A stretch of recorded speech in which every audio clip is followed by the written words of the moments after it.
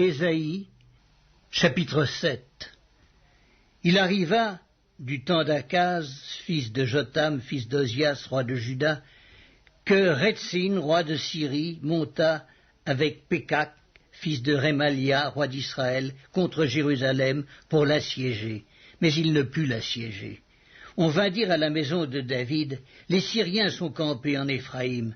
Et le cœur d'Akaz et le cœur de son peuple furent agités, comme les arbres de la forêt sont agités par le vent. Alors l'Éternel dit à Ésaïe, va à la rencontre d'Akaz, toi et Shear-Yashub, ton fils, vers l'extrémité de l'aqueduc de l'étang supérieur, sur la route du champ du Foulon.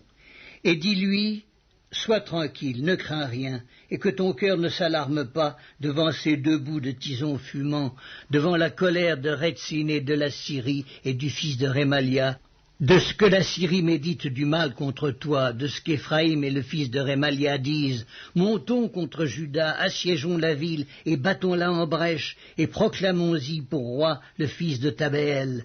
Ainsi parle le Seigneur, l'Éternel.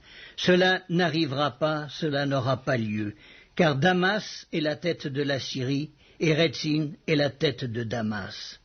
Encore 65 ans, Éphraïm ne sera plus un peuple. La Samarie est la tête d'Éphraïm, et le fils de Rémalia est la tête de la Samarie. Si vous ne croyez pas, vous ne subsisterez pas. L'Éternel parla de nouveau à Akaz et lui dit, demande en ta faveur un signe à l'Éternel ton Dieu. Demande-le, soit dans les lieux bas, soit dans les lieux élevés. Akaz répondit, je ne demanderai rien, je ne tenterai pas l'Éternel. Ésaïe dit alors, écoutez donc, maison de David, est-ce trop peu pour vous de lasser la patience des hommes, que vous lassiez encore celle de mon Dieu? C'est pourquoi le Seigneur lui-même vous donnera un signe.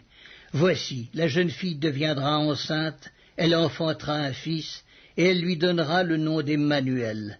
Il mangera de la crème et du miel, jusqu'à ce qu'il sache rejeter le mal et choisir le bien.